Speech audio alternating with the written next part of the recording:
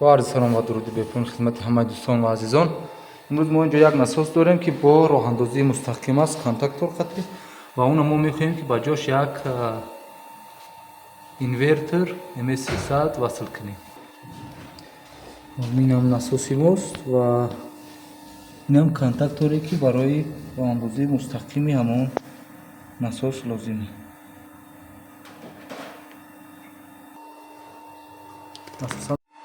اینجا ما منتاج انجام دادیم. این اینورتر ما است، این هم منبعش. تو حال ما موتور طرف موتور را وصل کردگی نیستیم چون که سنجش میکنیم بعدا راه اندازی میکنیم. اینجا از اون قسمت ما همه را سر نو سیم کشی انجام دادیم. ما اینجا مدار فرمان ما هم از این قسمت هست که ما از دو توگمه برای یکتش برای استارت و یکتش هم استاپ اینورتر، یکتش هم این هم برای سرعت وصل کردن یک پتانسیومتر استفاده میکنیم. قسمت سیم کشیش هم ما اینجا یک پتانسیومتر داریم برای سرعت و یک توگمه استاپ و استارت. از نمودی سیم کشی سه سیم استفاده کرده بودیم. اینجا ما وقتی که استارت وصل میکنیم اینورتر راه اندازی میشه و استاپ هم وصل کنیم اگر خاموش میشه و بس آمدم از اینجا اداره میشه. زیاد و کم. در اینورتر اینجا ما دو قسمت اساسی داریم. این قسمت سرعت و اینجا استارت استاپ.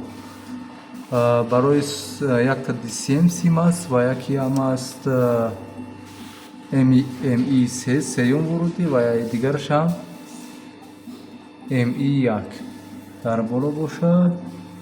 ما از AV استفاده کردیم، AVI و ACM و مثبت 10 ولت. خب سیم کشیش هم به همین شکل و تنظیمش هم بعد در نرم افزار کاملا بررسی میکنیم. ما بخش سیم کشی گفتیم و بخش چگونه مانتاژ همش کاملا گذاشتیم. فقط اون بخش تنظیمات در داخل اینورتر.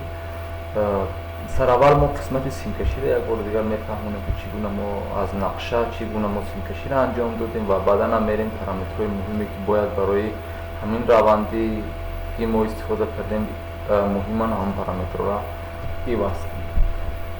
خب این بود اما MS300 نقشه سیم کشیش و ما در همون راه اندازی نساسی خودمون گفتیم از ورودی یکم و از ورودی سوم استفاده کردیم، یعنی از این ورودی و از این ورودی.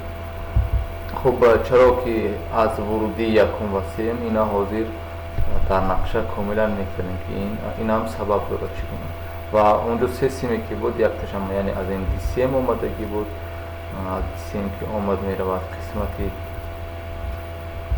این هم ME1 و هم ME3 یعنی با کلید ما یک تو استاپ داشتیم که استاپ من برای ME3 میرفت و استارت من برای ME1 یعنی ورودی یکم و سوم. بخشی سرعت هم که ما استفاده کردگی بودیم از یک پتانسیومتر 1 کیلو اوم و پتانسیومتر وصل شدگی بود از مثبت 10 ولت تا ACM یعنی از این قسمت و از این قسمت.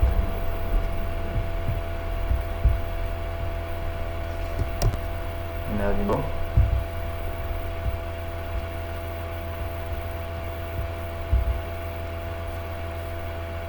و بعدا برای که ورودی این شدتی که بود یعنی از این قسمت AVI یعنی اینجا ما دو طرف پتانسیومتر با ACM و مثبت 10 ولت وصل بود و بینش هم اونجایی که مقاومت کم و زیاد شد با چرخاندن اون قسمت AVI یعنی ورودی شدتی. خب فقط ما اینجا داشتیم یک پتانسیومتر و دو توگمه، دو تا کلیدی، یکتش هم استارت و یکتش هم استاپ. بخش پارامترها این قسمت سیم بود. پارامترها میره مهمترین پارامترها سر اول نو پارامترهایی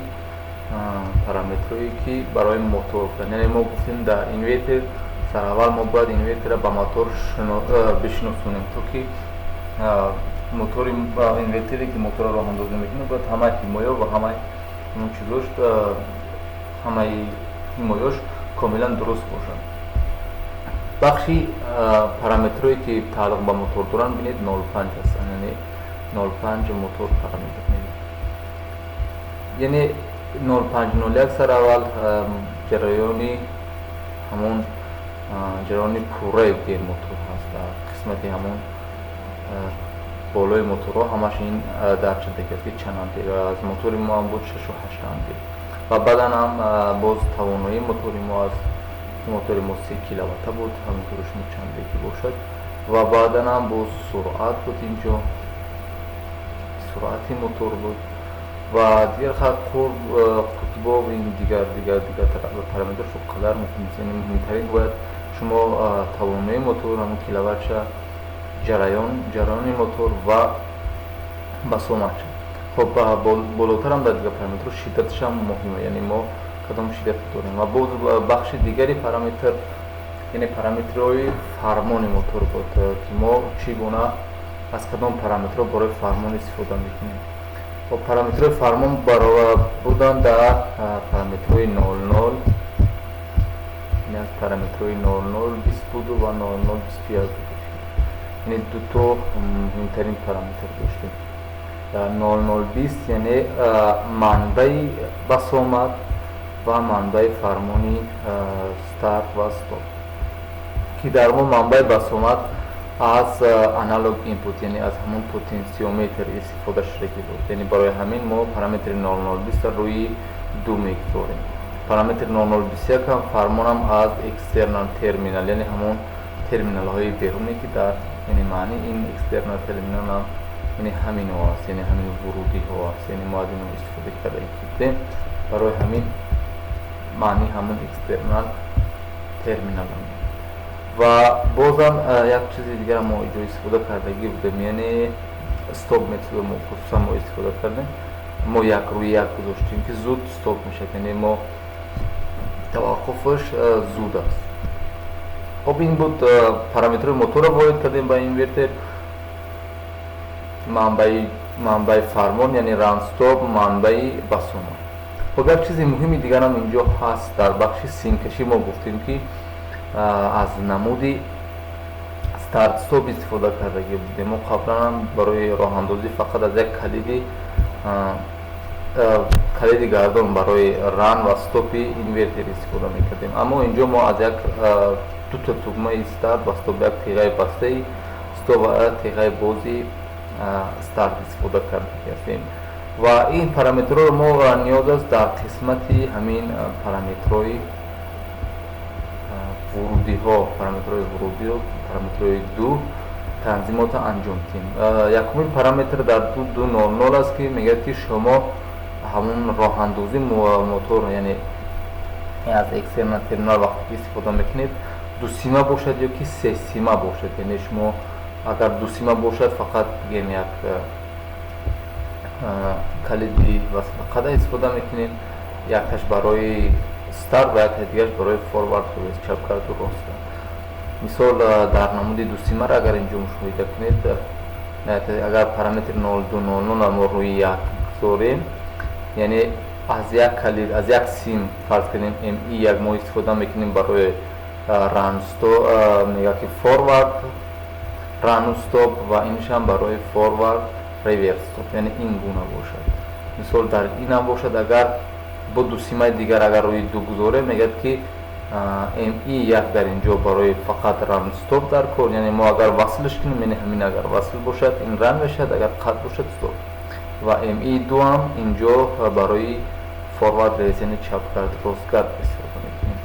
хоб аммо мо аз ин истифода кардагӣ будем, рӯи се гузоштем ҳамин параметри 0200 мо рӯи се буд, чунки мо гуфтем аз як стоп ва аз як старт истифода мекунем, яъне стопа инҷо бинед теғаи баста аст ва ранам теғаи боз аст. хаб мо аз калиди аз чапгард ростгардшам истифода накардем, барои ҳамин инра се сима мегӯям, чунки инҷо бинед як мо аз инҷо се вурудӣ истифода мекардем, mi1, mi3 ва mi2, яъне агар ки мо стоп, агар теғаи бастае ки аз боз кунем, инвертер стоп мешад, мотори мо стоп мешад ва агар ранамо васл кунем ран мешад. сабаби истифода кардан аз система дар инҷост ки мо фарқият байни калиди гардон ва стартстоп тугмаро медонем ки вақте ки манба агар қатъ шавад, вақте ки манба боз бармегардад, мотори мо то аз тарафи мо фармон нагирад, роҳандозӣ намешавад. аммо шумо замоне ки дусима истифода мекунед, фарқ кардем дар ин равиш, калиди шумо рӯи рам бошад, барқ қатъ мешавад, васл шуд, бо гашта мотори шумо роҳандозӣ мешавад автобус. ино буданд комилан ҳамон параметрҳое ки дар бахши ҳамон тарҷимоте ки мо барои роҳандозии насос истифода кардем. яъне муҳимтарин ношуботҳои параметрҳои худи мотор ва баъдан манбаи фармон барои ранстоп ва манбаи басомат ки мо аз потенсиометр истифода кардем. баъданам намуди симкашие ки барои ранстопи инвертер барои мо ниёз